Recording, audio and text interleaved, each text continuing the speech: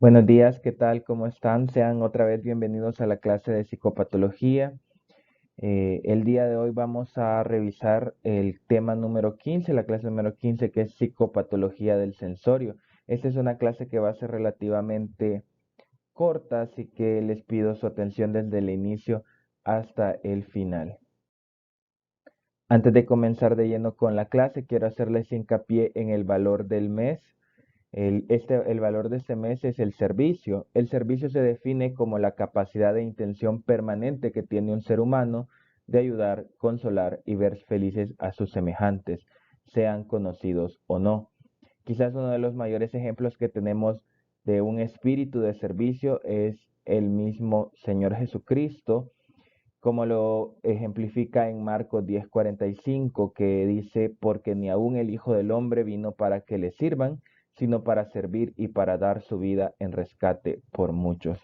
Ustedes como futuros médicos se van a encontrar todos los días con tener que explotar el valor del servicio. Muchas veces no les van a corresponder o no les van a agradecer, ya que se piensa que eso es parte, digámoslo así, de las habilidades que tiene que tener el médico, el servicio.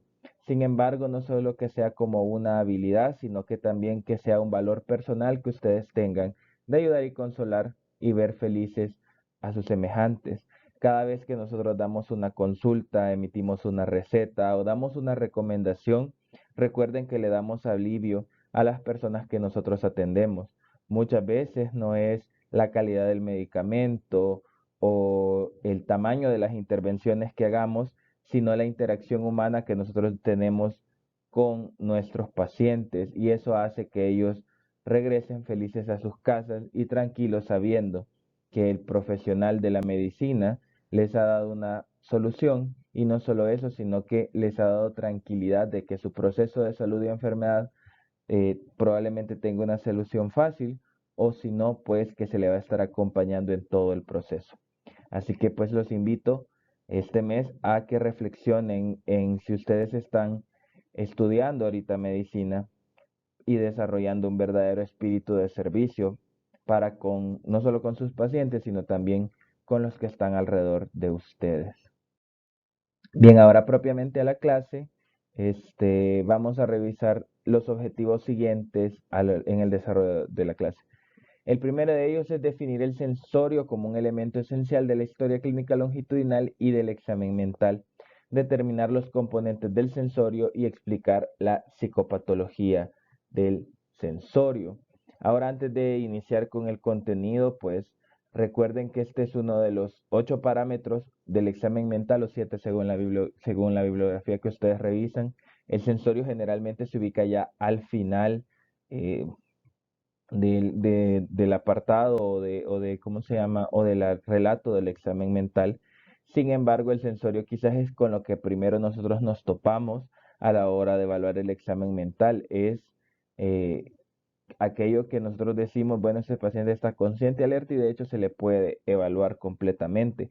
En muchas situaciones, de hecho, el examen mental se va a resumir justo solo a esta parte, porque las alteraciones del sensorio son tan graves y tan evidentes que el resto de los parámetros del examen mental probablemente no se puedan desarrollar o explorar de la manera adecuada.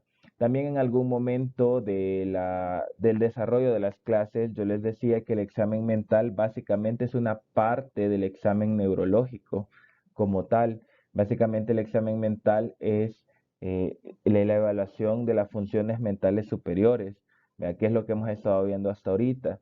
Entonces, como tal, ¿verdad? Y esta es la parte quizás más médica del examen mental. Ustedes no solo van a ocupar lo que viene en esta clase en psiquiatría, sino que de hecho lo van a ocupar en todo el examen clínico del resto de enfermedades médicas, sobre todo, por supuesto, medicina interna y cirugía, que pueden llegar a ser las que tienen más alteraciones del sensorio.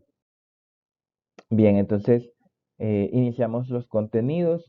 En primer lugar, establecer que el sensorio es un elemento esencial de la historia clínica longitudinal y del examen mental.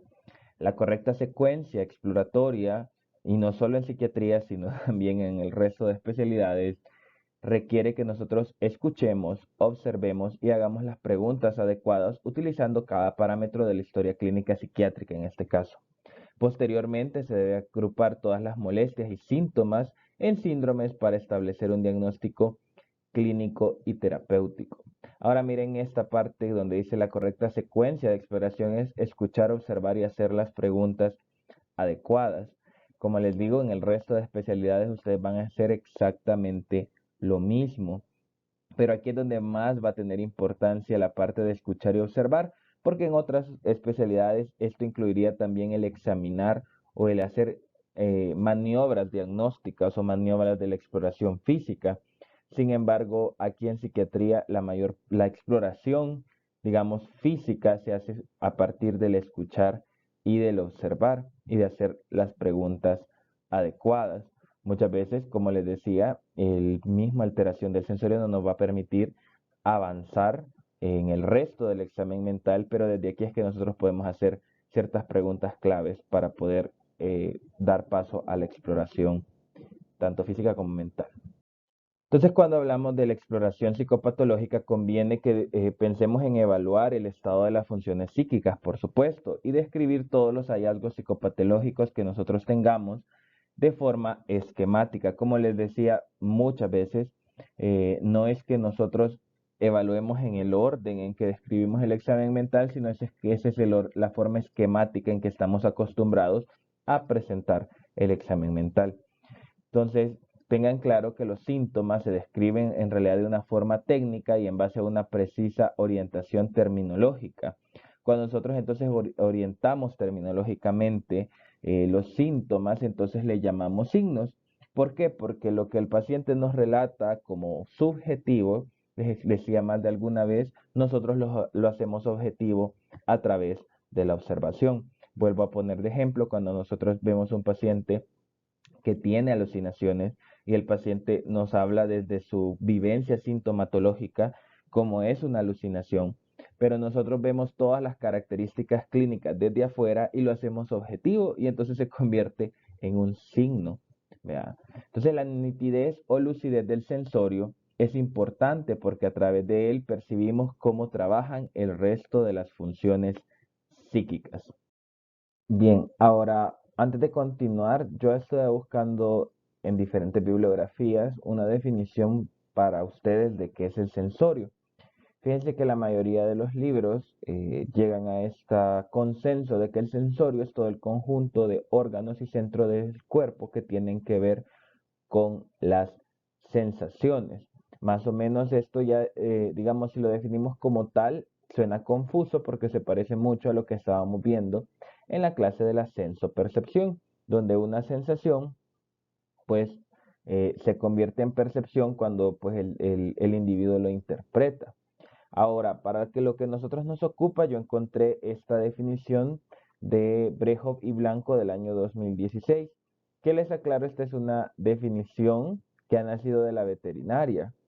Sin embargo, aplica bastante bien para lo que nosotros entendemos como sensorio. El sensorio es el estado mental del sujeto que lo relaciona con el medio en que vive y se manifiesta mediante la conducta y se modifica por múltiples factores que afectan directa o indirectamente al sistema nervioso. Esta me parece la definición a mí más completa acerca del sensorio, puesto que nosotros evaluamos el estado mental del sujeto y en esta evaluación de este capítulo lo que estamos viendo es cómo es su relación con el medio y cómo lo manifiesta mediante la conducta y que entendemos que esta se modifica tanto directa como indirectamente debido a alteraciones del sistema nervioso central. Cuando hablamos de alteraciones directas podemos hablar incluso de alteraciones agudas del sensorio de la atención y pues las indirectas que son las alteraciones propias de la psiquiatría que no es que sean indirectas sino que pues son más a largo plazo. El sensorio tiene varios componentes. Hablamos en primer lugar de la evaluación de la conciencia, en segundo lugar de la atención, la orientación, la memoria, la inteligencia y aquí incluido el juicio y el raciocinio, que como les he dicho, en otras escuelas de psiquiatría, incluida la mía, el juicio y el raciocinio es algo que se evalúa aparte del sensorio, al mismo tiempo que la autocrítica. Sin embargo, cae dentro de lo mismo que les digo que es una orientación esquemática de cómo nosotros podemos describir el examen del estado mental. Entonces, realmente, dependiendo de la bibliografía, pues ahí vemos cómo encajan las alteraciones del juicio y raciocinio y que pues se le toma en cuenta, al menos en esta clase, como parte del sensorio. Bien, ahora analicemos cada una de las funciones que incluyen la evaluación del sensorio. La primera de ellas es la conciencia. Esta es quizás la parte más importante de la evaluación del sensorio. La conciencia se refiere a un conjunto de funciones mentales, es decir, de funciones neuronales, mediante el cual nos percatamos de nuestro yo y de su entorno, así como de sus interacciones recíprocas en el dominio del tiempo y del espacio. Permite una imagen unitaria de la realidad. Ahora, el concepto de conciencia, si ustedes lo ven, este concepto es, y vamos a deletrearlo, es conciencia con NC, no con NSC, si me siguen a lo que me refiero. Aquí no estamos hablando de los aspectos filosóficos de la conciencia, sino que estamos hablando de la conciencia como una función mental, como parte del despertar. Vea, si ustedes se recuerdan, cuando estaban en la clase de neuroanatomía, algunas veces les hablaron del arousal, que es el estado del despertar, y de los sistemas de estimulación y activación, algo que se llama sistema reticular activador ascendente. ¿Se acuerdan? ¿Se acuerdan que eso está en una parte del tallo cerebral, ¿verdad? Y que la mayoría de alteraciones de la conciencia provienen de, pues, alteraciones en el funcionamiento de esa área del cerebro. Entonces, en esta parte lo que quiero es que separemos que no solo vamos a verlo como alteraciones propiamente psiquiátricas, sino que también hablamos de alteraciones que pueden ser médicas y esto de hecho nos ayuda a establecer diagnóstico, puesto que no es lo mismo que nosotros hablemos de alteraciones agudas de la conciencia, como que hablemos de una alteración prolongada, ¿vea? Y bien establecida, que no genera tampoco que nosotros hagamos acciones, digamos, de emergencia o urgencia, sino que pues el tratamiento propio que tenemos que darle de acuerdo al diagnóstico al que lleguemos. Vale, entonces se van a dar cuenta que de hecho la definición de la conciencia como tal o de conciencia psicológica se parece mucho a lo que vamos a entender en globalidad como la definición del sensorio. Si se fijan, la conciencia psicológica nos permite identificar como propios los fenómenos que ocurren dentro de nuestro psiquismo y confrontarlos como tales frente a la estimulación del mundo externo. Parece una cuestión bastante sencilla o en automático mencionar esto de identificar como propios los fenómenos que ocurren dentro de nuestro psiquismo, pero les voy a poner un ejemplo hablando de alteraciones de la conciencia y no necesariamente alteraciones que impliquen pues que hayan un problema neurológico como tal, pero psicológico. Por ejemplo, ustedes, ¿qué tal el día de hoy? Tienen un accidente de tránsito y aunque ustedes no tienen ningún golpe aparente, ninguna lesión física posterior al accidente, a ustedes les están preguntando las circunstancias de la lesión, cómo fue que chocaron, si fueron ustedes, fueron el otro vehículo o si chocaron contra un objeto y cómo sucedió, les están preguntando su nombre, su apellido, dónde viven, su edad, etcétera. Todo lo que de hecho pues preguntarían como los médicos a ustedes, pero en ese momento, ante el estado de alteración de la psique, ustedes no son, probablemente no sean capaces de confrontar esa realidad y recibir esos estímulos del mundo externo. Recuérdense que la respuesta que nosotros podemos dar a una situación como esa incluye respuestas verbales, respuestas motoras, respuestas oculares y respuestas relacionadas al pensamiento propiamente dicho, o sea, a la elaboración del pensamiento.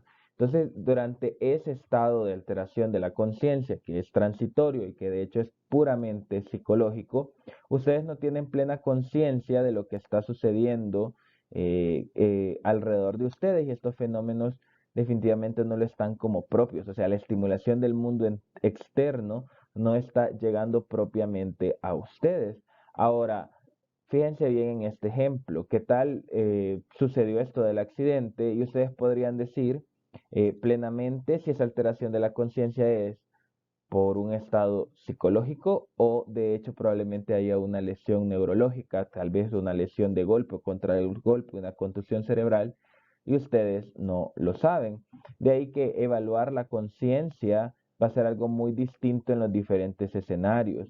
Generalmente, eso sí, les digo, cuando ya viene pues la interconsulta a psiquiatría, ya se ha hecho todo el descarte médico sobre las alteraciones de la conciencia, ya se le ha tomado TAC cerebral o resonancia según convenga, y entonces nos viene a nosotros ya pues con todo lo descartado de que no es medicina, sino que es psiquiatría. Sin embargo, aún así eso no nos exime de que como psiquiatras o como evaluadores de psiquiatría en ese momento nos vamos a despegar de la evaluación neurológica, como les he dicho alguna vez. Vale, entonces para que entendamos todos los aspectos de la conciencia tiene tres funciones. Esta es la función informativa, integrativa e ejecutiva. ¿A qué se refiere?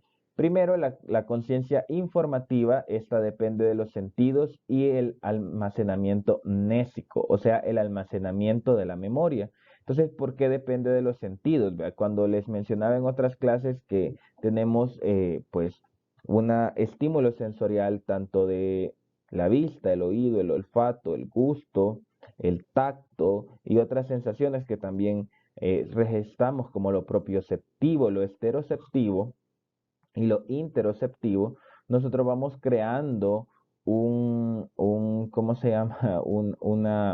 Una memoria acerca de esto. Y esa memoria, pues también, y lo vamos a ver más adelante, cómo puede ser a corto, largo, mediano plazo. Luego, pues hay una conciencia integrativa. Esta valora la información y su relación con las necesidades y posibilidades de satisfacción y establece planes de conducta. Ahora, a través de esos sentidos, ustedes se han percatado de la información que está alrededor y entonces toman ustedes decisiones sobre cuál es el plan a seguir a nivel de la conducta. Como les decía, ustedes están en un accidente automovilístico, tal vez no tienen una lesión cerebral, pero también tienen que ser capaces de valorar la información y tomar acciones relacionadas a eso. Por ejemplo, ¿qué tal? Pongo un ejemplo burdo. Están en un accidente de tránsito, por ejemplo, en la carretera que va para el aeropuerto, ¿verdad? La autopista Comalapa. ¿Y cuál sería su plan de conducta relacionado a esto? De hecho, y si ustedes manejan, saben que hay ciertas cuestiones sobre educación vial, sobre poner una señal, sobre salirse del vehículo, sobre, bueno, ciertas conductas que se tienen que hacer. Pero ¿qué tal si nosotros no estamos teniendo toda esa, esa integración? Por supuesto que vamos a tomar malas conductas. Y entonces está la conciencia ejecutiva, que ya induce a la acción y regula el comportamiento. Entonces viene en una serie de pasos, si ustedes lo notan. Por supuesto que si cualquiera de estos pasos está alterado, o sea, si no tenemos una conciencia informativa adecuada, o sea, si los sentidos no están captando el medio como tal, si no hay una, o sea, y eso es también neurológico, si no se puede integrar esa información, ¿verdad?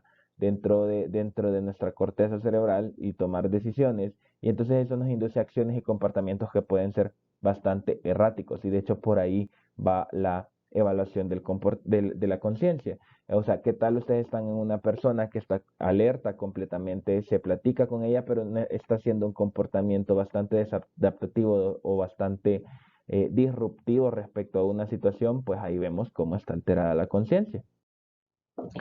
Algo importante también para esta clase es que no es necesario tener condiciones de enfermedades cerebrales para que fluctúe la conciencia. No es el objetivo de esta clase que yo les dé pues una pequeña pincelada de neurología o neuroanatomía, ¿verdad? Que yo supondría que ustedes tienen bastante presente lo que les mencionaba sobre los sistemas de activación y excitación, a nivel de la corteza cerebral, pero sí deben saber que la conciencia puede fluctuar en estados de somnolencia y eso es normal tanto en la mañana como en la noche y esto puede ser por el cansancio. A veces aquí se dan alteraciones de la conciencia, alteraciones de la sensopercepción, van más o menos relacionados que tienen que ver con la mañana o la noche. Por ejemplo, es normal completamente que una persona en el estado en que está cayendo en el sueño o que se está despertando pudiera tener inclusive alucinaciones que nosotros llamamos alucinaciones del sueño. son las alucinaciones hipnopómpicas e hipnagógicas. Entonces, y no es que esto sea propiamente psicopatológico, son por el cansancio. Pero también sin que haya una lesión cerebral pueden haber alteraciones de la conciencia que sí son propiamente psicológicas o psiquiátricas, como por ejemplo los trastornos disociativos. Ahí hay alteraciones de la conciencia. Más adelante en la clase vamos a ver algunos ejemplos. Pero, por ejemplo, después de un evento psicológico fuerte pueden haber disociaciones, que una disociación a grandes rasgos se define como separar el componente afectivo de un evento, disociarlo y pues quedarnos con conductas erráticas que están fuera del afecto de la vivencia. Ahora, fuera de estas condiciones, siempre que haya trastornos de la conciencia, aún así debemos pensar en un estado de gravedad o en un estado médico que lo está alterando y que pues hasta no demostrar lo contrario ese paciente está en riesgo, ¿verdad? Por eso pues la figurita a la izquierda, un paciente teniendo un paro cardíaco, lo que les decía, no pueden ustedes descartar completamente que sea algo médico. Hasta que estén seguros, pues dicen que es psiquiátrico. Bien, ahora continuando siempre con la conciencia, déjenme decirles que como en otras alteraciones psicopatológicas, podemos hablar de alteraciones tanto cualitativas como cuantitativas de la conciencia. Fíjense que justamente esto es donde la psiquiatría se traslapa completamente con la neurología, porque estos son términos de alteraciones neurológicas de la conciencia. ¿Por qué les hago hincapié en esto? Porque vaya, ustedes probablemente no todos van a ser psiquiatras, ojalá que sí, vea, les guste lo suficiente esta clase, pero ya sea que estén en una unidad de emergencia de psiquiatrías, y les digo, no dejan de ser médicos, también como médicos no psiquiatras, ustedes están obligados a saber pues acerca de esto y poder hacer ese descarte respecto hacia dónde van las alteraciones de la conciencia. Entonces, y creo que como médicos generales les es más útil, de hecho, verlo desde el punto de vista médico primero. Entonces tenemos niveles de alteración de la conciencia. También les hago una aclaración que en otras bibliografías a esto lo llaman alteraciones cuantitativas porque ya van a ver cómo van disminuyendo. Sin embargo, cómo los evaluamos es completamente cualitativo. Vale. En primer lugar, tenemos el estado, digamos, ya empezando a caer en las alteraciones de la conciencia, tenemos el estado de confusión, que esta es la incapacidad para mantener un flujo coherente de pensamiento o de acción. Básicamente es la inatención, después vamos a hablar de eso. De la atención. El paciente fracasa en tareas que requieren atención constante. Otra vez les digo, ¿qué tal si han tenido un accidente de tránsito? Posterior a esto van a andar bastante confusos, ya sea que tengan o no una alteración eh, física que esté causando esta alteración de la conciencia. En segundo nivel tenemos a la somnolencia, que esto es cuando tenemos un paciente con tendencia al sueño, con respuesta lenta, pero que aún así su respuesta a las órdenes son adecuadas tanto para lo verbal, para lo simple y para lo complejo. Lo que está es somnolente. Por eso les digo más cualitativo. La obnubilación, aquí hay respuesta a órdenes verbales simples, a estímulos dolorosos, pero sin respuesta a órdenes verbales complejas. Luego tenemos el estado de estupor, que es un estado de la pérdida de la alerta con falta de respuesta a todo tipo de órdenes verbales y solo responde a estímulos dolorosos. Y por último tenemos el coma, que es la falta de respuesta a estímulos si hay actividad motora, pero se encuentran abolidos los ciclos del sueño y despertar. Ahora ven ustedes cómo justamente tiene que ver más con el campo de la neurología. Las alteraciones de la conciencia en un sentido más profundo llegan hasta el coma.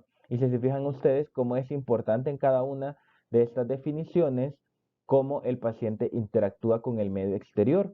Si lo volvemos a revisar rápidamente en el estado de confusión, lo que hay es una alteración con el medio, lo que hay es una inatención, lo que hace que el flujo de pensamiento, de acción no esté como muy adecuado. En el caso de la somnolencia, sí hay una interacción con el medio, pero lo que hay es una tendencia al sueño. Como tal, si se fijan, la conciencia está, digamos, más o menos conservada. Lo que hay es el nivel, como les digo, de excitación, activación, el arousal.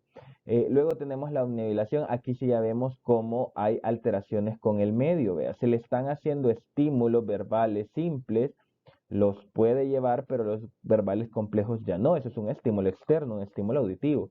Y también pues los estímulos dolorosos. Ya en el estupor sí vemos completamente una gran dificultad para responder a esos estímulos y luego llegamos al coma. Ahora, esto es cualitativamente. Cuantitativamente también podemos evaluar el estado de la conciencia y esta quizás es una forma un poquito más práctica de evaluarlo, al menos en el escenario de una unidad de emergencias, que es donde probablemente van a estar ustedes, que es la escala de coma de Glasgow. Eh, por cierto, estoy viendo que está en portugués, pero igual creo que se entiende, no se preocupen. La escala de coma de Glasgow lo que evalúa es la respuesta a estímulos. ¿Vea? Y esta respuesta es de tres tipos: una respuesta de apertura ocular, una respuesta verbal, o sea, como habla la persona, y una respuesta motora. Si se fijan, los puntajes son diferentes. La apertura ocular tiene 4 niveles de evaluación, la respuesta verbal tiene 5 y la respuesta motora tiene 6. Pero en un total máximo son 15 puntos sumando todos los parámetros. Vea, si no hay ningún tipo de alteración. ¿Cómo se evalúa? Si tenemos un paciente que tiene una respuesta ocular espontánea, o sea, por ejemplo, como ustedes y yo ahorita que tenemos los ojos abiertos y estamos prestando atención, pues el puntaje es 4.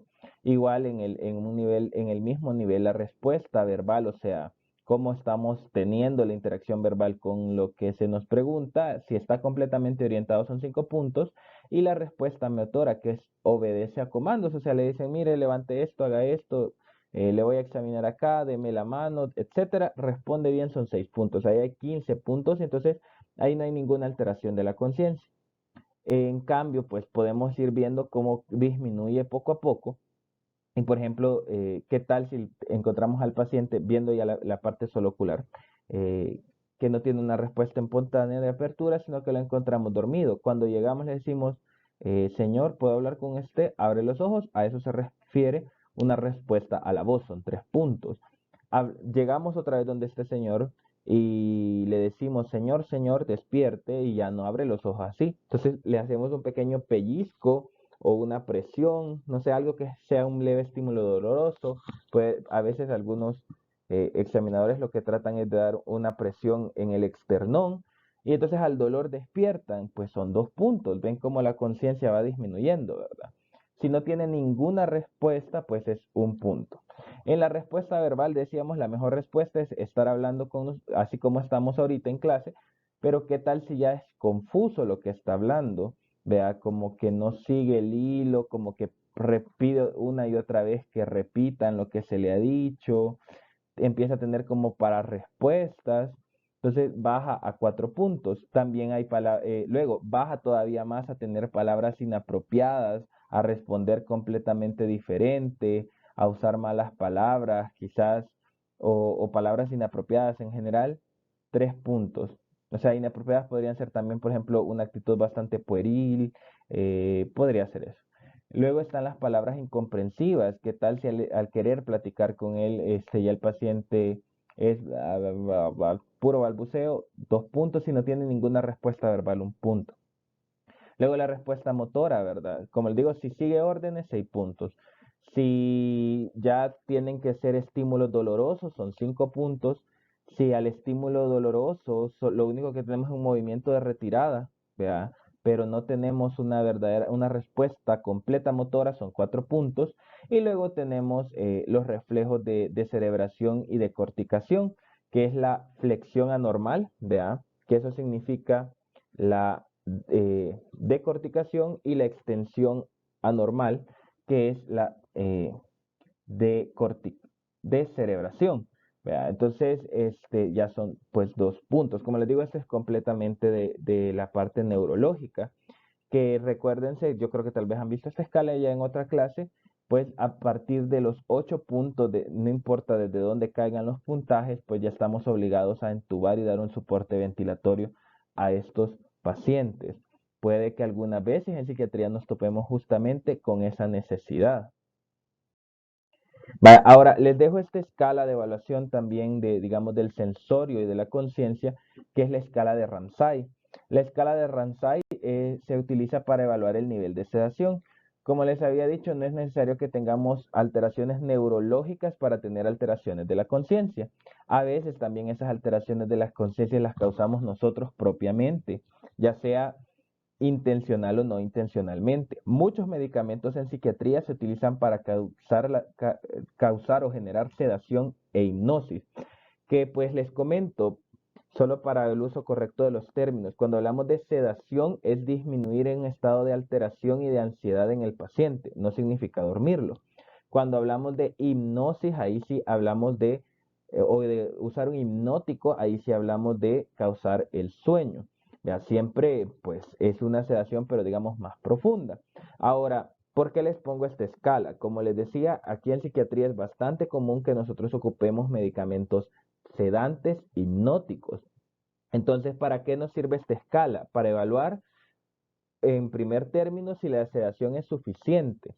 ¿Qué tal yo le puse a un paciente una midazolam intramuscular y un haloperidol y aún así sigue agitado, sigue causando problemas, la sedación es insuficiente? ¿O qué tal si por el contrario le puse una hace 12 horas y ese paciente no despierta? Para eso nos sirve esta escala de Ramsay.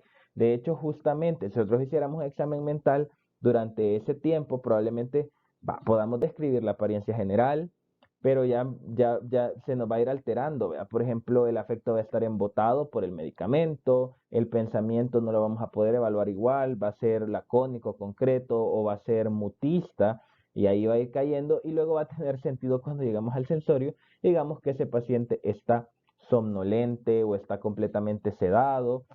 Por eso la importancia de esta escala. Ahora, ¿cómo va? Este va a un puntaje del 1 al 6, es una escala completamente subjetiva. Por ejemplo, y lo que vemos es el nivel de actividad. Por ejemplo, el puntaje número 1, tenemos un paciente ansioso, agitado o impaciente. De esto, lo que tenemos es una sedación insuficiente. Entonces, hay que aumentar la dosis de sedación o aumentar la dosis disminuyendo el tiempo de administración. Eso es puramente posología. En el nivel 2 tenemos un paciente cooperativo, orientado y tranquilo. Aquí en psiquiatría las sedaciones tendrían idealmente que estar en este nivel, en el nivel 2, que el paciente no es que esté dormido, sino que esté cooperativo, orientado y tranquilo. Sin embargo, no siempre es posible. Vean. Luego, pues, tenemos el nivel 3, un paciente que solo responde al comando verbal, o sea que está ahí tranquilito, no interactúa mucho. Entonces, le llamamos verbalmente y pues nos responde. En el nivel 4, el paciente demuestra una respuesta activa a un toque leve en la glabela o a un estímulo sonoro auditivo. O sea, ya es un paciente que ya está dormidito. Tenemos que llegar, señor, vea un pequeño estímulo. Y pues 4. En el punto 5, el paciente ya demuestra una respuesta débil, vea, al toque en la glabela o el estímulo sonoro auditivo, ya está más sedado, más embotado. Y en el nivel 6, el paciente no responde a un toque leve de la glabela o un estímulo sonoro auditivo. Pues ahí ya decimos que el paciente está en una sedación hipnosis. Como les digo, esta escala también se utiliza en la sedación que se da en las unidades de cuidados intensivos, pero a nosotros los psiquiatras nos sirve bastante para evaluar cómo vamos sedando al paciente. Como les digo, de nuestra parte, lo ideal es que tuviéramos al paciente en el nivel 2, cooperativo, orientado y tranquilo. Les digo esto porque se vayan quitando la idea de que al paciente psiquiátrico hay que tenerlo sedado, con sujeción física, ahí en la cama acostado, 15 días que dure el ingreso. Claro que no. Lo que queremos es un paciente que esté cooperado, orientado y tranquilo, porque también es como vamos a planificar mandarlo para la casa. Cooperativo, orientado y tranquilo. De nada nos sirve tenerlo sedado, en sedación hipnosis 15 días en la cama y luego va a salir a, pues, a hacer desórdenes en su hogar, ¿verdad? Porque nosotros no calculamos correctamente la sedación. Y me refiero a hacer el traslape de lo parenteral a la oral en psiquiatría. También se pueden dar sedaciones completamente orales y como les digo, es lo que vamos a calcular. Es hasta para el pronóstico nos ayuda esta escala. Bien, nos hemos detenido bastante en hablar de la conciencia, ¿verdad? Pero pues la conciencia tiene también otros aspectos. Ya hablando más psicopatológicamente, como le digo, quizás la conciencia es como el primer filtro para evaluar el sensorio. Si la conciencia está alterada, como vimos en los estados cuantitativos y cualitativos, pues no podemos seguir con el resto ni siquiera del examen mental. Por eso hice bastante hincapié en esta parte. Pero también hay otras funciones de la conciencia, que es la función de la atención. La atención es la función psicológica que permite focalizar, identificar y retener estímulos relevantes en el campo de la conciencia. Nos permite, dentro de la infinidad de estímulos, ignorar unos, captar otros y mantener una actitud receptiva según los intereses y las motivaciones. Si se fijan, en la escala cualitativa de las alteraciones de la conciencia hablábamos de la confusión. Y de hecho, parte de cómo definir la confusión es tener alteraciones de la atención que nos llevan a comportamientos o a alteraciones de pensamiento que son evidentes por la inatención. Entonces, a esto nos referimos. Si se fijan ustedes, aquí nos ponemos como ejemplo que pareciera un aeropuerto, ¿vea? Y están anunciadas las tablas de conversión, ¿verdad? Del cambio del dinero, del money exchange. Y estamos viendo, por ejemplo, que él está prestando una atención activa a los diferentes estímulos. Si se fijan ustedes, las tasas de cambio están básicamente iguales en los diferentes rótulos. Entonces, ¿y por qué quizás ponemos este ejemplo? Porque pues muchos estímulos bastante parecidos y entonces nosotros decidimos cuáles ignorar, cuáles no, cuáles captar y pues a través de esto generar la conducta más adecuada. Bien, ahora con todo lo que hemos dicho hasta ahorita, creo que esta diapositiva ya la tienen más que clara. La atención es una función que es dependiente de la función de la conciencia. O sea, tienen una relación directamente proporcional la una con la otra. De tal manera que si la conciencia está alterada, definitivamente se altera la atención. Por ejemplo, en la somnolencia, ¿cómo ustedes van a tener una atención adecuada, aun cuando tengan una respuesta decente a los estímulos, si ustedes están somnolentes, no están a estar captando? A su vez, la atención puede estar alterada sin que haya una alteración del estado de la conciencia. O sea, puede que ustedes no tengan para nada una alteración sensorial, vea, de la conciencia, pero que ustedes no estén prestando atención. Y pues miren el ejemplo, vea, en clase, e inclusive en esta clase virtual puede que no estén prestando atención, vea, y por eso salen mal en los exámenes. Pero pues también pueden haber alteraciones de la atención sin necesidad de la alteración de la conciencia. Simplemente lo que hay, justo como el dibujito aquí a la derecha, lo que hay es un estímulo mayor que digámoslo así, nos desvía la atención para otro lado. Pero también, como les decía, sí, una alteración de la atención también puede ser una alteración de la conciencia, sobre todo en el caso de lo psicológico. Ahora, esto es importante también para los procesos de aprendizaje y para el funcionamiento adecuado de todas las funciones cognitivas, sobre todo de lo que vamos a ver adelante. La atención tiene tres características, que son el volumen, la estabilidad y las oscilaciones. Al volumen nos referimos al número máximo de estímulos que pueden ser asimilados por la conciencia y que estos estímulos sean lúcidos. Generalmente no excede de 5 a 7 objetos con posibilidad simultánea de ser percibidos claramente. Digamos esto en personas que no tienen también otro tipo de alteraciones psicopatológicas. Por ejemplo, ¿qué tal un niño con TDAH? ¿Creen ustedes que tiene 5 o 7 objetos para prestar atención al mismo tiempo? Claro que no. Inclusive, yo sé que a manera de chiste lo dicen las mujeres respecto a nosotros los hombres, que nosotros no podemos hacer dos cosas a la vez. Y probablemente sea cierto, ¿verdad? Si estamos cocinando, solo podemos cocinar. Si estamos estudiando, solo podemos estudiar. No todo, vea.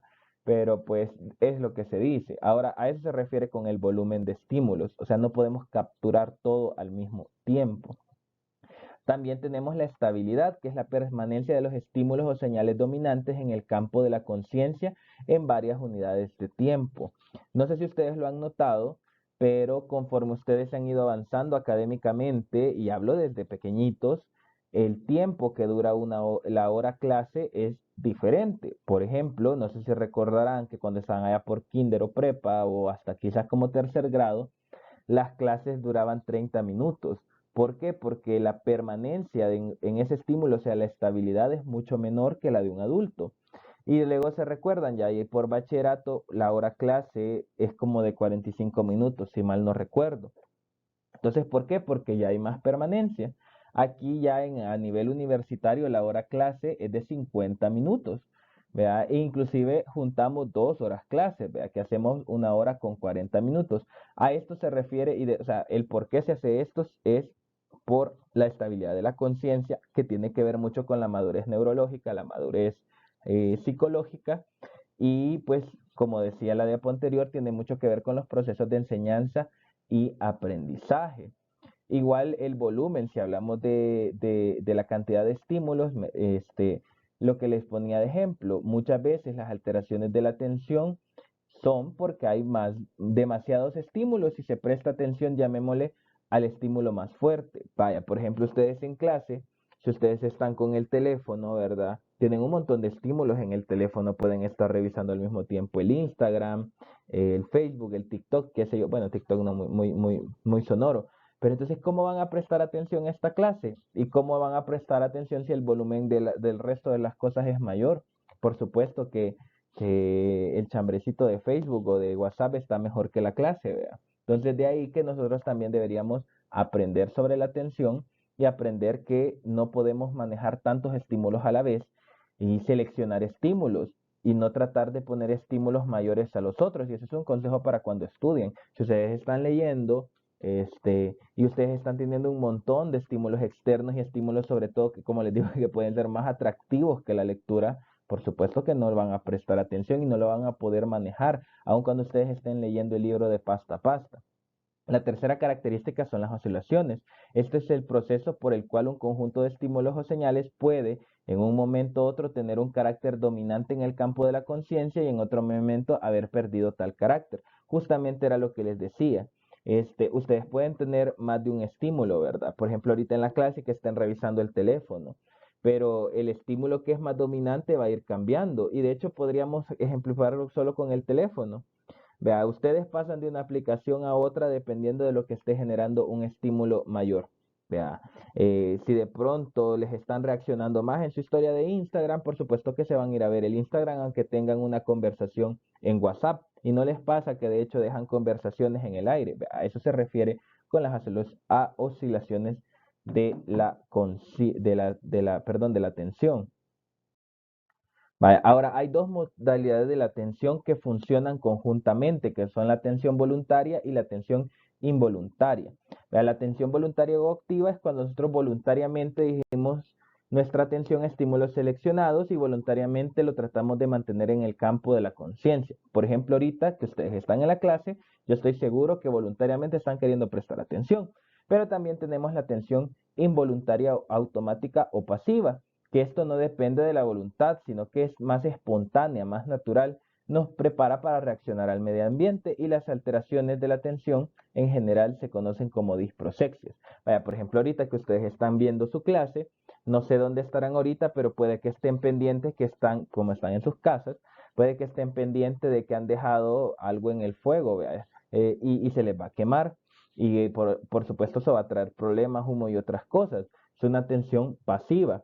¿Vea? O por ejemplo, están pendientes del nivel de la luz, están pendientes, por ejemplo, si estuviéramos en una clase sincrónica, que no pase nadie detrás de nosotros, todo eso es atención pasiva, ¿verdad? Y es espontánea y es natural, ¿vea? Entonces, y ya hablando del término psicopatológico como tal, las alteraciones de la atención se llaman disprosexias. Eh, Quizás solo para que les quede claro, aunque nos pasamos de diapositiva, que cuando hablamos de las alteraciones de la atención, podemos hablar de hipoprosexia, una atención disminuida, paraprosexia, una atención que se distrae con cualquier cosa, la normoprosexia, la hiperprosexia. Por ejemplo, los maníacos tienen hiperprosexia, o sea, se fijan demasiado en las cosas, o sea, demasiado nivel de atención. Y también podemos llamarlo inatención también, ¿vea? Pero es hipoprosexia. Bueno, luego tenemos la orientación, que esta es quizás otra cuestión que ustedes ya han oído bastante en las historias clínicas psiquiátricas, si ustedes se han ido a leer un examen mental. La orientación es la función psicológica que nos permite conocer nuestra ubicación en las coordenadas del tiempo, el espacio e identificarnos como personas. Entonces la orientación es una función que es dependiente de la conciencia también. En tal sentido, si hay alteración de la conciencia, habrá una alteración de la orientación. Sin embargo, puede haber alteraciones de la orientación sin que necesariamente haya alteraciones de la estructura de la conciencia. Vale, ¿cómo clasificamos la orientación? La orientación es de dos tipos, alopsíquica y autopsíquica. Y pues tienen sus componentes. La alopsíquica se refiere a la atención del mundo exterior y eso incluye, perdón, la orientación del mundo exterior y esto incluye el tiempo y el espacio. La orientación autopsíquica incluye el conocimiento o la orientación de la propia persona. Ahora, ¿cómo nosotros evaluamos esto? Vea, ¿a qué se refiere la orientación? Por ejemplo, cuando evaluamos la orientación del tiempo, estamos hablando que una persona tiene que ser capaz de orientarse en la fecha en la que estamos, en el año, en los acontecimientos que están surgiendo alrededor de nosotros y también incluso de la hora del día. Por ejemplo, van a notar que a veces los ancianitos no saben si es día, si es noche, si está amaneciendo, si está oscureciendo. Lo mismo puede pasar con otras alteraciones psicopatológicas de la orientación, ¿verdad? Por cualquier otra enfermedad mental. ¿Qué tal si hemos tenido sedado a un paciente durante 6 horas? Se va a despertar y no va a estar muy seguro de la orientación. Sin embargo, pues, del tiempo. Sin embargo, son alteraciones así que nosotros no vamos a registrar así como tal en el examen mental o que las vamos a entender, ¿verdad? O que las vamos a justificar, ¿vea? Paciente por el momento cree que es de noche, de día, porque ha estado sedado las últimas 12 horas, sin embargo, pues se le indica, ¿vea? Se le orienta. Como les decía, la orientación de los acontecimientos actuales, por ejemplo, ahí nosotros preguntamos quién es el presidente de la República, podemos hablar de sucesos bien actuales, por ejemplo, ahorita podemos hablar de las lluvias, si sabe si se ha inundado algún lugar cerca de su casa, o incluso cosas más ominosas. Por ejemplo, yo les podría preguntar, y ya va a nivel de evaluación, ¿verdad? Qué tremendo, ¿verdad? El asunto que hay con la Federación de Fútbol. ¿Qué sabe usted de eso? Claro que también esas preguntas van a ir orientadas al entorno del paciente, ¿verdad? No le vamos a preguntar sobre fútbol a alguien que sabemos o que podemos clasificar que no le interesa, ¿verdad? O le vamos a preguntar sobre un partido de la NBA o cómo quedaron el Gran Slam de tenis, ¿verdad? El último, mire, y sabe quién ganó el US Open, ¿verdad? O el Roland Garros. No, claro que no, vea. Eso puede que nosotros lo sepamos porque nos interesa y le hemos prestado atención, pero el resto de las personas no. Lo mismo vamos para hablar acerca del espacio. Cuando nosotros evaluamos si una persona tiene orientación en el espacio, estamos hablando del lugar. ¿Qué podemos preguntar nosotros para evaluar el espacio? Por ejemplo, mire, ¿y sabe dónde estamos aquí? A veces es bien evidente que ni idea, ¿verdad? Creo que es un hospital, nos pueden decir. Ah, vaya, o sea, como les digo, lo han llevado de emergencia, probablemente no conozca, pucha, que estoy en el Hospital Psiquiátrico de Soyapango o en el Nacional Psiquiátrico, más si nunca he estado ahí, pero pues ve a doctores, ve batas, ah, sí, este es un hospital, pero de pronto nos dicen, no, es una iglesia, tremendo, ¿verdad? Igual dependiendo del nivel de cosas que podemos ir más allá siempre en el lugar, podemos preguntarle a la persona a qué hora vino, iba con lo del tiempo, cómo hizo para llegar aquí, mire, y cómo hizo para llegar aquí al psiquiátrico de Soyapango. Se vino en bus, en qué ruta de bus lo trajeron, se vino en Uber, lo trajeron en carro, por dónde pasó, se recuerda si pasó por la Plaza Mundo, por Soyapango, eso lo pueden preguntar, orientación. También pueden preguntar, y eso sí es parte de la evaluación del espacio, si están en un primer piso, si están en un segundo piso, si subieron un ascensor para venir aquí, si subieron gradas, si no. Vea, sobre todo a los pacientes ancianos, que esto se vuelve importante, la orientación en el caso de las demencias, preguntamos todo eso.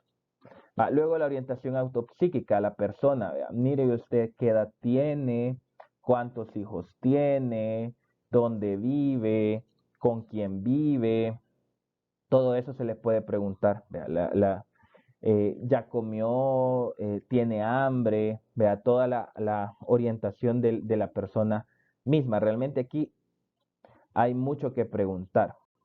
Vaya, ahora, como les decía, también tanto la conciencia como el estado de atención influyen mucho en los procesos de aprendizaje. Entonces, algo que nosotros evaluamos en el sensorio es la memoria. Probablemente les digo, aquí no vamos a evaluar una memoria así como les digo académica, pero sí vamos a ciertas funciones psicológicas que a nosotros nos interesan. El identificar información, el retener información y el evocar información. ¿Qué preguntas hacen ustedes para que ustedes puedan ir viendo cómo está la memoria? Pueden hacer preguntas sobre si ya desayunaron, sobre qué comieron el día anterior y también sobre retener información y evocar información.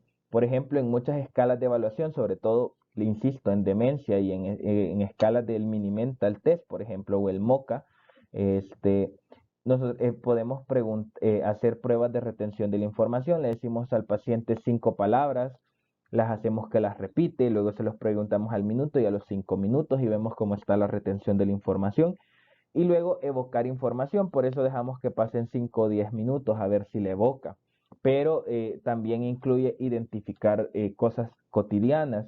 ¿Qué tal si yo a un paciente le pregunto qué es esto? Vea, me va a decir un bolígrafo, un lapicero. Pero ¿qué tal si no lo reconoce? O los anteojos. Entonces nosotros podemos evaluar eso también, el reconocimiento de los objetos. Vea, probablemente hayan objetos, digamos, más extraños que alguien no va a tener en cuenta. Pero, por ejemplo, no identificar unos anteojos, sobre todo si son ancianos, probablemente usen anteojos todos los días. No identificar un lapicero, no identificar un teléfono. Ahí vemos cómo la evocación de la información está, pues, bastante alterada, vea. Ahora, ¿qué nos asegura la memoria? En primer lugar, la correcta ubicación de los recuerdos. Segundo lugar, la distinción entre el pasado real y el pasado imaginario. Y en tercer lugar, nos da un marco de referencia para el futuro. Por la memoria nos es factible el conocimiento. Es fundamental para la conciencia humana general y desde la percepción hasta el pensamiento, todo lo que hace el ser humano depende continuamente de la memoria. La memoria depende de las funciones de la conciencia y la atención. Vaya, estas 3 características son importantes. Correcta ubicación del recuerdo. Por ejemplo, pasa muy seguido que en los pacientes con demencia, otra vez es el ejemplo que tengo, a veces dicen está hablando incoherencias o está delirante, pero lo que nos está diciendo puede que sea un recuerdo real y no imaginario. Lo que sucede es que de pronto este paciente está teniendo un recuerdo que sucedió hace 15 años y para nosotros nos parece incoherente, pero para ellos es algo que sucedió ayer. Vea, eso se llama confabulación. Cuando nos falta la memoria reciente, pues los pacientes evocan de algún lado la memoria para pues tener algo. Les pasa también a los alcohólicos. Vea, borraron cassette y pues entonces algo meten ahí para la memoria. A veces puede ser real o a veces puede ser imaginario. Por eso se refiere a esa distinción. Nos da un marco de referencia para el futuro también, ¿verdad? Para cosas que nosotros podemos esperar en el futuro. Y lo que les decía, fundamental para el aprendizaje del ser humano. Todo lo que nosotros hacemos es memoria, a manera de comercial. Muchos señores, por ejemplo, se deterioran cuando nosotros les quitamos las tareas cotidianas del día a día. De hecho, es un punto para poder diagnosticar demencia, las alteraciones básicas de la vida diaria o las funciones básicas de la vida diaria. Por ejemplo, nosotros a veces por cortesía le decimos a nuestros abuelitos, no abuelita, no cocine, váyase a sentar, no abuelito, no salga a la tienda. Vea, pero ¿qué pasa? Todo eso es memoria. Si por ejemplo ustedes van a ir a la tienda, ustedes hacen una lista y no una lista escrita o algunos obsesivos sí, pero ustedes tienen como una lista mental que van a ir recordando, necesito huevos, necesito leche, necesito carne, necesito esto, esto y aquello, tengo que comprar papel, tengo que comprar un basurero, etcétera. Eso es memoria. Si ustedes le quitan eso a sus ancianitos, los deterioran más cognitivamente. Ven como la memoria no solo es como la parte académica, sino que es parte de la conciencia humana en general, o volviendo a la parte de cocinar, vea, o sea, en la serie de pasos de cómo, por ejemplo, hacer un arroz en leche, de cómo hacer un pollo, no sé, guisado, Eso es memoria también, tanto por tener en cuenta la receta como la memoria operativa de decir, está en el fuego, tiene que estar 10 minutos, en 10 minutos le pongo la salsa, en 10 minutos le pongo la leche, luego lo saco, lo enfrío, no sé, lo sirvo. Todo eso son procesos de la memoria. Entonces, como les digo, a manera de comercial, eh, no solo está esta parte, digamos, bastante cliché de decir, ay, la memoria se protege leyendo. Sí, se protege leyendo, está bien, pero también es no perder los procesos de memoria del día a día, que son mucho más importantes, y eso sobre todo para nuestra población adulto mayor. No sé si lo han notado, pero ahorita que tenemos, que sucedió la pandemia, que los señores los cuidábamos mucho, que no fueran a la tienda, que no socializaran, obviamente por quererlos cuidar de que no se enfermaran. Ahorita a nosotros se nos ha disparado tanto las demencias, y es porque les hemos quitado una forma de mantener la memoria. Entonces, pues, por ahí el comercial, vean. Bien, ahora pues otra función de la conciencia es la inteligencia. Obviamente eso tiene que ver con la memoria también de alguna manera. Pero la inteligencia es la capacidad global del individuo para actuar con un propósito, pensar racionalmente y manejar eficazmente el ambiente que lo rodea.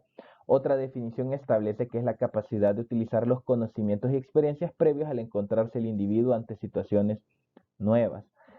Por ejemplo, y ahí hablamos de todas las funciones de la memoria, ¿verdad? Tal ustedes ya lo habrán escuchado, que hay 8 tipos de memoria: hay memoria artística, memoria musical, memoria, incluso memoria física, la gente, la memoria deportiva, perdón, inteligencia estamos hablando, inteligencia deportiva. Todo eso es aprendizaje, y es poder ocupar lo que se ha aprendido para o las experiencias previas que se han tenido para poder resolver el futuro. Ahora, de ahí está que, por ejemplo, la inteligencia no necesariamente es solo un proceso, digamos, puramente académico, una cuestión de notas, ¿vea? Sino que es también cómo nosotros utilizamos ese conocimiento. Ustedes se van a dar cuenta, sobre todo en esta carrera, que van a tener muchos compañeros que en un sentido de memoria, uf, pueden recitar completamente un manual de anatomía, una página del grade de anatomía, una página de la medicina interna, pero no son capaces de ocupar ese conocimiento y experiencia previa y utilizarlo en atención de los pacientes.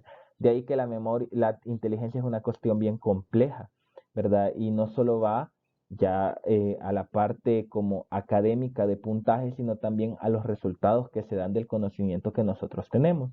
Eso se lo digo también como otro comercial, ya que en esta carrera a veces le damos mucha importancia al puntaje, ¿no? Me saqué 8, me saqué 9, me saqué 10, está muy bien, pero también tenemos que darle importancia al aprendizaje y a los resultados que ustedes tienen respecto a eso.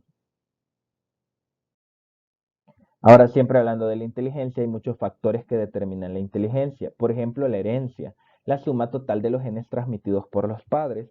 Se dice de manera general que la inteligencia se hereda casi siempre por vía materna. Sin embargo, pues eso no es cierto. Hay genes dominantes, hay genes recesivos, este, pues por ahí, ¿verdad? La suma de todos los genes nos da eso. Los factores del medio ambiente, hablamos de factores socioeconómicos, de carencias ambientales, de influjos de la cultura, la educación, los sistemas de aprendizaje, la posibilidad de tener imágenes de identificación inteligentes. Vea, esta es la parte quizás más compleja de la inteligencia, y donde ustedes se fijan, probablemente la mayoría tenga una capacidad intelectual bastante similar, ya que están en la carrera de medicina, pero la forma de cómo se determina, incluso hablando de resultados en la inteligencia, va a depender mucho de todas estas cuestiones, ¿verdad? Por ejemplo, a nivel socioeconómico, vaya, por ejemplo, si ustedes vienen de un estrato socioeconómico bajo, probablemente no tengan las mismas oportunidades de aprendizaje, acceso a computadoras, acceso a clases extra, a su aprendizaje formal, por ejemplo, idiomas, inglés, francés, etcétera. Eso los va a pues dar una desventaja respecto a otras personas, y les va a costar más el aprendizaje, ¿verdad? Entonces, a tener todos esos elementos, las carencias ambientales, lo mismo, ¿verdad? Si ustedes no tienen acceso a recursos educativos, pues lo mismo va a pasar con la inteligencia. También en un sentido ambiental, también, y que va con la genética, con epigenética más bien dicho, la alimentación, ¿verdad? Y todo eso influye también en la inteligencia. Vaya, ¿qué tal si, por ejemplo, ustedes eh, vienen sin desayunar a la clase? Por supuesto que van a estar pensando en el hambre que tienen y no en esta clase, ¿verdad?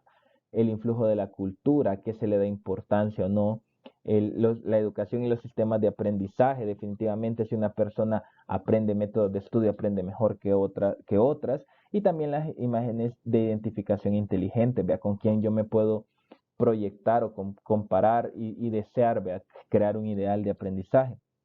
Otros factores de aprendizaje son el juego, ¿verdad? O sea, y va a los sistemas de aprendizaje también. O sea, si el juego nos da aprendizaje, pues más inteligencia. El ensayo y el error también. Siempre es importante todos los fracasos que se tienen para poder aprender de ellos, no solo de los aciertos. Bueno, ya para ir cerrando un poquito, llegamos a la cápita del juicio y el raciocinio. Por juicio se entiende a la capacidad psicológica de adecuarse al principio de la realidad y a partir de este emitir juicios de realidad concordantes. La pérdida de juicio se corresponde con la pérdida de contacto con la realidad y solo desde el principio de realidad se pueden emitir ideas y conceptos de normalidad. Un ejemplo de juicio alterado: una persona que vive en San Miguel y olvidó su almuerzo y decidió ir a traerlo y regresar a tiempo a la clase a las 9 de la mañana, ¿verdad? No es necesario que ustedes tengan grandes alteraciones o grandes enfermedades mentales para que ustedes tengan alteraciones del juicio. También lo que pueden tener es ciertas alteraciones de la personalidad que pues le llevan a este tipo de alteraciones del juicio, ¿verdad? Entonces, la importante aquí es cómo nosotros tomamos los insumos de la realidad y nosotros respondemos a ellos.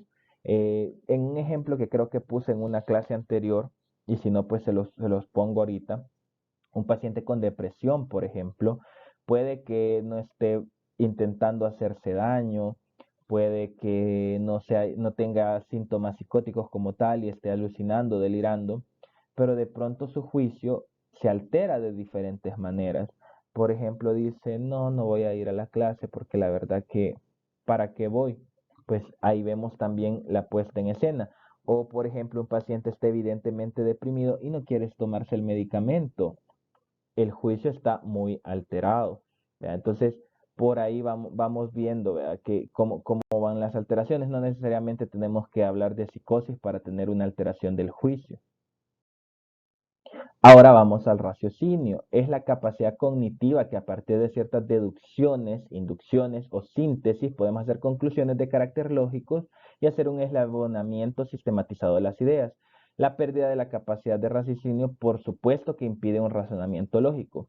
Las funciones del juicio y raciocinio, si ustedes lo notan, son dependientes la una de la otra y también dependientes de la conciencia. Para su funcionamiento tienen como requisito el normal funcionamiento de la conciencia, sobre todo de la inteligencia.